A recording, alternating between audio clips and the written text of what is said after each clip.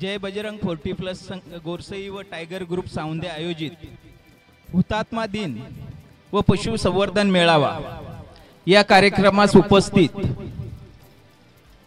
भिवंडी महानगरपालिकेचे माजी सभागृह नेता आणि माजी नगरसेवक सुमित शेठ पाटील, बालकृष्ण ठाकरे साहेब, गणेश गुळवी साहेब, गुरव साहेब, व्यासपीठावर सर्व उपस्थित मान्यवर आणि येथे जमलेले सर्व माझे प्रिय बंधू, खरोखरच आजचा दिवस ज्यांनी या कार्यक्रमाचं सतत आयोजन केलं त्यांना सर्वप्रथम मी मनापासून धन्यवाद देतो।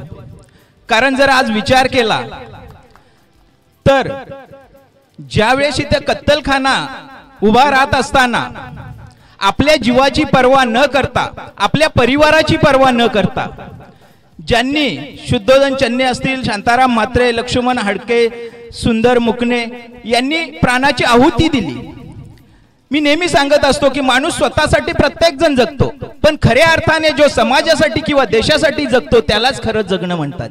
तर अशा प्रकारचं व्यक्तिमत्व ज्यांच्या प्राणाच्या बलिदानाने आज आपण हा कत्तलखाना हटवू शकलो। खरंच त्यावेळेस आम्ही तर लहान असू, परंतु जर ऐकूनही आपल्या मनात काफरं भरतं अशा प्रकारचं ते कर्तव्य, असं प्रत्येकाने ठरवलं पाहिजे की आपण स्वतःसाठी जगतोच, परंतु समाजासाठी जिथं आपली गरज असेल तिथं आपण कुठल्याही आपल्या जीवाची पर्वा न करता किंवा आपल्या परिवाराची पर्वा न करता त्यासाठी उभं राहिलं पाहिजे। माणूस किती जगला याला महत्व नाही, परंतु तो कसा जगला याला फार महत्व आहे। अशाच प्रकारचं ह्या परिसरातील आता मगाशी ठाकरे साहेबांनी सांगितलं की या ग्राउंडच्या आरक्षणाबद्दल आदरणीय माजी केंद्रीय मंत्री कपिल पाटील साहेब यांनी यांच्या माध्यमातून पाठपुरावा केलेला आहे। नक्कीच मी आपल्या सर्वांना ग्वाही देतो की जेथे कपिल पाटील साहेबांचं नाव आलं ते काम 100% पूर्ण होईल अशी मला तरी खात्री आहे। आपण सर्वांनी दरवर्षी हा मेळावा आयोजित करून एक पशुसंवर्धन म्हणजे आपल्या ज्या गायी असतील, बैल असतील ते जोपासण्याचं कामही त्या बरोबर करत आहेत।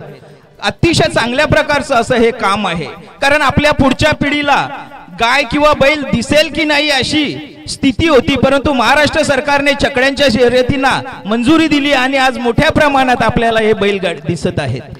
खरोखरच मी पुन्हा एकदा सर्व आयोजकांना धन्यवाद देतो आणि सगळ्यांना मी सांगतो की कुठेही अशा कामासाठी आमची गरज लागत असेल तुम्ही आवाज द्या, आम्ही नक्कीच तुमच्या पाठीशी उभे राहू असे आश्वासन देतो आणि थांबतो। जय हिंद, जय महाराष्ट्र।